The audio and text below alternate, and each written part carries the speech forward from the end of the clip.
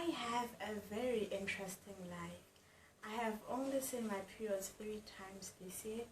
As a matter of fact, I am on my 3rd period, one that I thought I wouldn't get this year, but somehow I did, and that is quite a blessing. Unlike so many girls who have their periods each and every month and are always complaining about period pains and how annoying periods are, having a period for me is a blessing, one that I appreciate a lot. Hello and welcome to Just Being Angelani, the space where I speak to you about my life, lessons, and also my views on various topics such as gender-based violence. Guys, I love speaking about that. And today we are getting personal, and I will be sharing something extremely personal about myself and also about my life.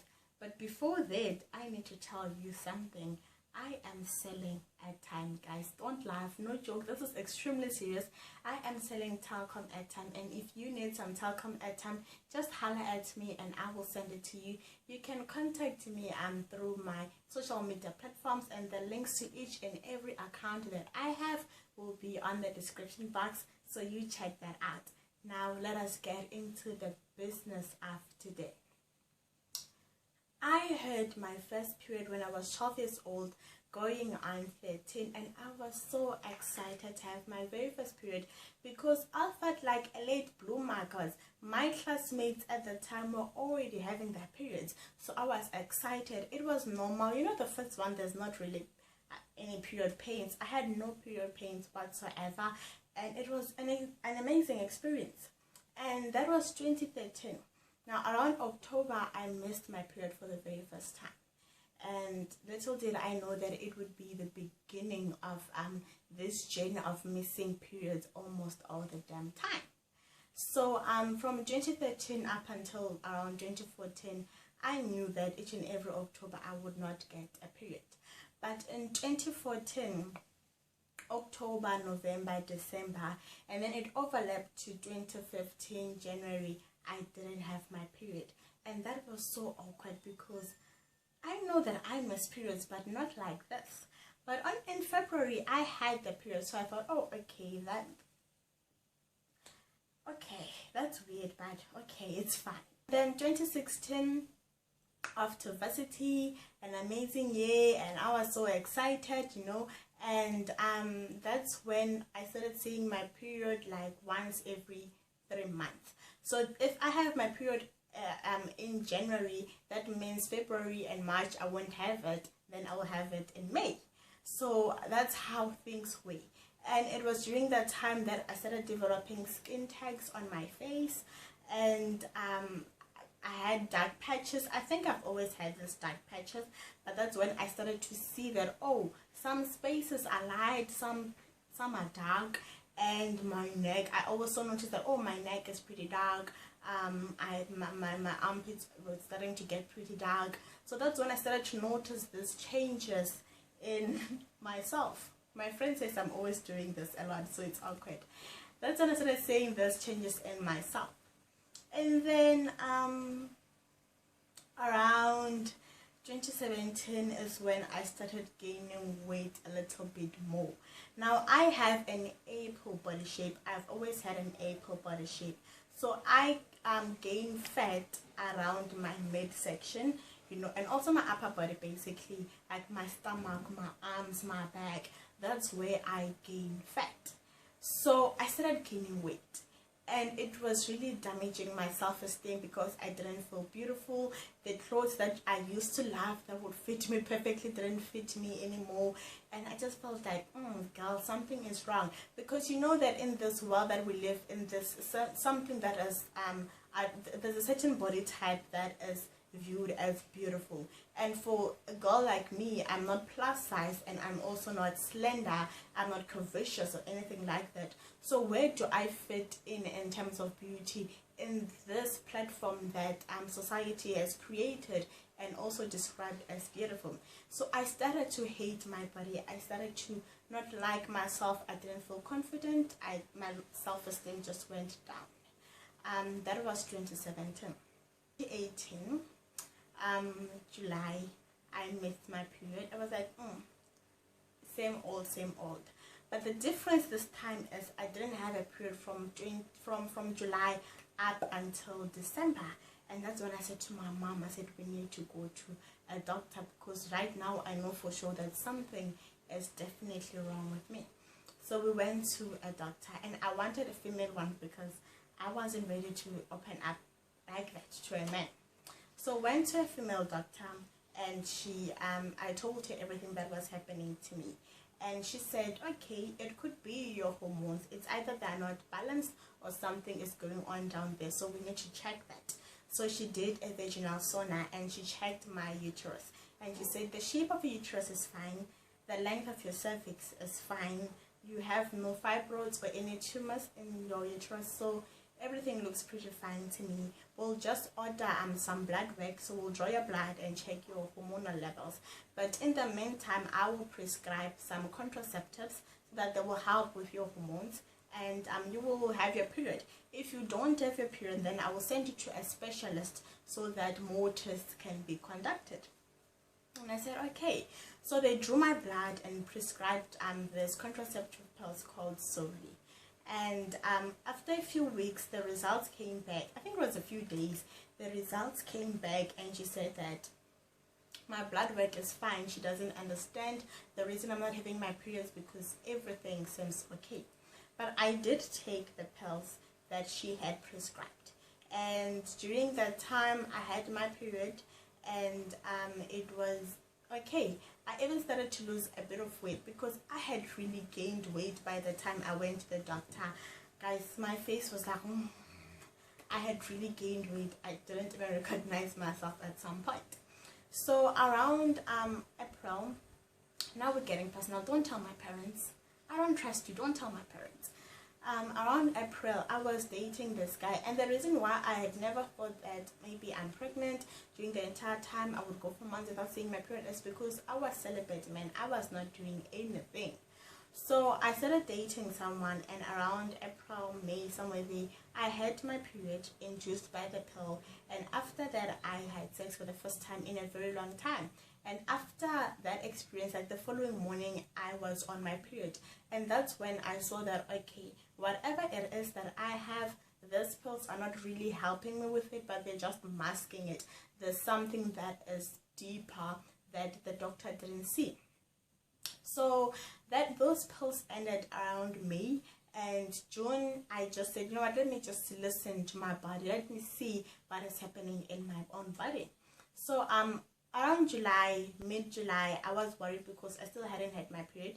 So I went to the GP. I went to Dr. Mbiza, and he prescribed these pills. I forgot their name, but they have progesterone in them. He gave me 7 of them, and I took them. I still didn't have my period, but they induced it. I started having period pains. So I went back, and he gave me another set of those pills. But he had also drawn my blood, and the results were back. And he said the very same thing that the other doctor said, like, there's nothing here. Your blood, your hormones are just fine. It's normal from the way that they were. So the following month, I didn't get my period. So August, I went back, and I said, Doc, I just want you to give me Zoli again so that I can just have a period and have some peace in my life, because it's quite stressful, you know. And then he prescribed those pills, and I took them, and I was fine. What I loved about them is that mentally, I was okay mentally. They didn't induce any form of depression or anxiety. I was fine. If ever there's a point I didn't feel good, it had nothing to do with the pills that I was taking. And around November, Zoli was recalled, so they stopped manufacturing it. I had to switch, and I was given, yes, that girl didn't love me at all. Within a few days of taking it, I had this bad nausea, and I just wasn't feeling good. So knowing that I went from a pill that treated me so well to a pill that's giving me the side effects within a few days of starting it, it didn't sit well with me. So I stopped taking it, and I said to my mom, you know what, these pills that I keep taking, they're not doing anything for me. I need to go to a gynae right now. So we went to a urogynecologist in Buluwan. So when we got there, on our way there, I told my mom, I said, listen, mama, there's a point I will want you to live because I don't want you to hear my issues. And she said, it's fine. And so when we got there, the doctor was quite friendly. He was really nice. And he asked me about, that my period history. And I told him that. And then he asked if I don't want my mom to leave. And I was like, please, do me the honor. So my mom left. And that's when he asked me about my sex life, how sex is. Do I feel any pain when I'm having sex and all? And I told him, no, I don't feel any pain. But what I forgot in that particular moment is sometimes I would suffer from vaginal dryness.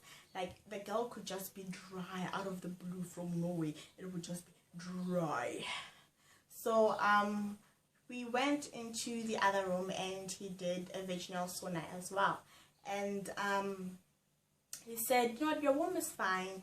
The uterus is okay, the shape, the size, like there are no growth, you have no fibroids, so your uterus is okay. And then he checked my right ovary and my left ovary, and he said this one is fine. Then he went to my right ovary and he just stopped. So I looked at the screen and I saw these things there that I didn't quite understand. So he said, I need to call your mom. So he called my mom back into the room and he was showing her they're like these circles, these small balls that are inside there, like small dots inside my ovary. And then I got dressed and we went back to the other room, the consultation room where we sit, his office basically. And he said he took out a pen and paper and he started drawing. He drew the ovary and those circles that I saw in there, those tiny balls, and the fallopian tubes basically. And he said that a normal ovary is supposed to have 12 ovum, eggs or few. And he said that for me, he counted like 26 of them. And he said this is the reason why you're not having your period. This condition is called Polycystic Ovarian Syndrome. And he started telling me about he was asking me about some, like, it was kind of weird questions for me, like, are you a hairy person, like you have hair in places that a girl wouldn't normally have hair, and I was like, yeah, I am quite hairy, and for me that wasn't really an issue.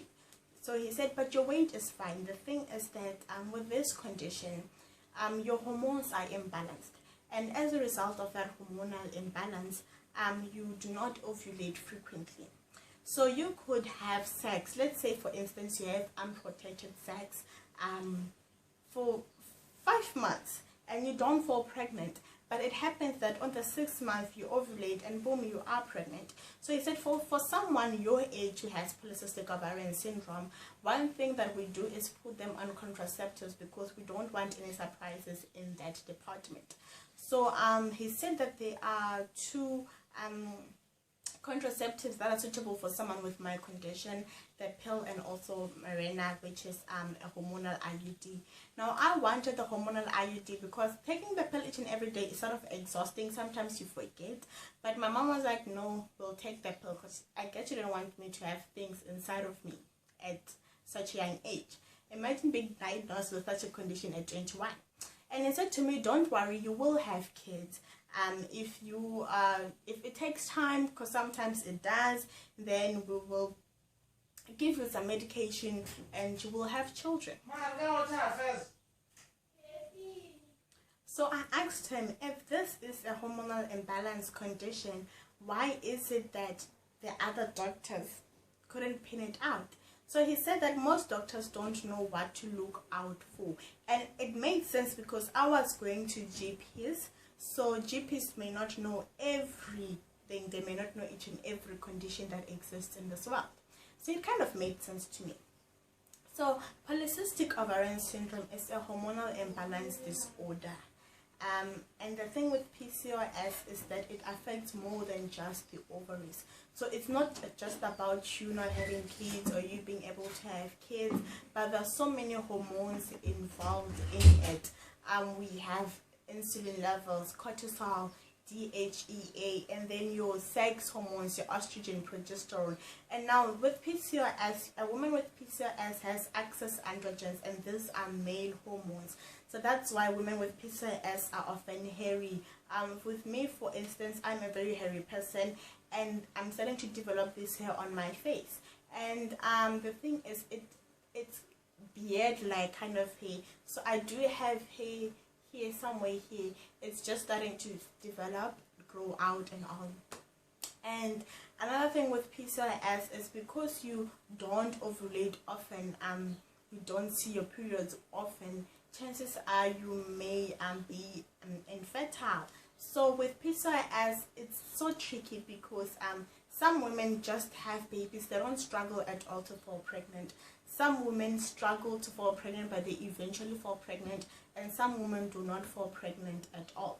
So it is quite a tricky condition. For those who fall pregnant, they also have to take note of their insulin levels, because they may be they may have pre-eclampsia. And with PCOS, because women with PCOS may be insulin resistant, so this means that your body is not able to use the insulin that the pancreas produces. So you find that your body is producing insulin, and what insulin does is when you eat something, when you eat food, carbs, it's converted into energy. So the insulin is supposed to take that energy and put it inside cells so that your body can use it. Now when your insulin fails to do the job that it's supposed to do, the body then stores those carbs or that energy as fat, and that's the weight gain in women with PCOS. So I think I've not done any more tests, so I don't really know the extent of my PCOS. But over the past few months, man, I have had crazy irregular periods. Now that doctor did end up giving me the pill. He gave me Diane, and I started taking it late January, because I was still doing my research on PCOS. So I started taking it late January, and February I had my first period, and it was a healthy one. The flow was great. It was a healthy period, because other times, before I got on the pill, when I have a period, it would come, but the blood would not be as much as I hoped it would be, because I haven't had a period in a long time. So that flow was quite good. And then I stopped taking the pill because I felt like as I did more research about it, the more that I felt like the pill is just masking, the real issue. It's not really helping me much. Like, imagine you turn to 1, then you turn into 2, you're on the pill for health reasons, and you're like, is this how my life is going to be? That's not how I want my life to be.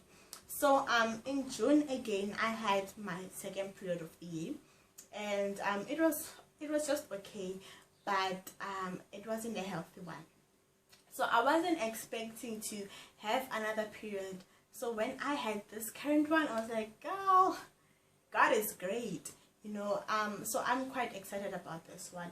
And it's been raining for some days now, so I'm just hoping that it will stop. Because with PCOS, I have irregular periods, but some women have prolonged period, meaning that they see their periods for months. So doing my research, I found out that the reason for the skin tags and the dark patches is insulin resistance, and it is a sign that you are insulin resistant. So with PCOS, there are foods you should eat and there are foods that you should not eat. There's so many things that are related to PCOS that I still want to talk about, that I still want to cover, that I still want to spread awareness of. So this is me, guys, and this is my story. PCOS affects 1 out of 10 women, and I am 1 out of 10. I am a young woman living with Polycystic Ovarian Syndrome. It is not easy. It is a beast. It will mess with your mind, and you will feel like, hey, the world is coming to an end. But it is quite manageable, so that's what I appreciate about it. And when I was diagnosed, I asked myself so many times, God, why me? But why not me? If not me, who do I want it to be? If this is something that I have to bear, and also to say to another woman it's okay, and the other woman truly knows that it's okay and I understand, then that is okay. If this is a part of my story, then that is still okay. So this is what my life is like. That's what my life is like. I have a very weird cycle, but I wouldn't change it for anything. So if you are living with PCOS, or you know anyone who's living with PCOS, please shout out and share this video so that one woman out there who's going through the same thing and doesn't understand what is happening can just know that they're not alone, and they quite understand. Now there is a Facebook group for women with PCOS. It's South African based, and I was introduced to that group by a sister, so I am quite happy about it. It's an amazing group. You know, you don't feel like you are alone, because there are thousands and thousands of women in South Africa who are living with this condition. I will leave the link to that group in the description box, and it's only for women who are living with Polycystic Ovarian Syndrome. If you do not have PCOS, do not even join the group. It's not for you. Yeah, as a matter of fact, just send me a message if you are a sister, and I will share the link with you, so that we do not have any intruders there, because you know chances, guys, ne? You know. So guys, I really hope that you enjoyed this video. There's still so much PCOS content that I would love to share, so many things that we can still speak about. So if you like this video, please do give it a thumbs up and leave a comment down below. And if you are a sister, please just share your experience with me, and I will share mine. Like, let's just talk and communicate. This is my first time opening up like this. So that was it from me. I'm just being Kangelani here. This is me. This is what it's like for me, and I cannot wait to see you guys. So for those of you who are writing your exams, I am wishing you the best, guys. Good luck. I'm also writing, so I don't know when I will post next, but I hope that you have an amazing day and an amazing week. And from my heart to yours, you have an amazing day, and bye. Bye, guys.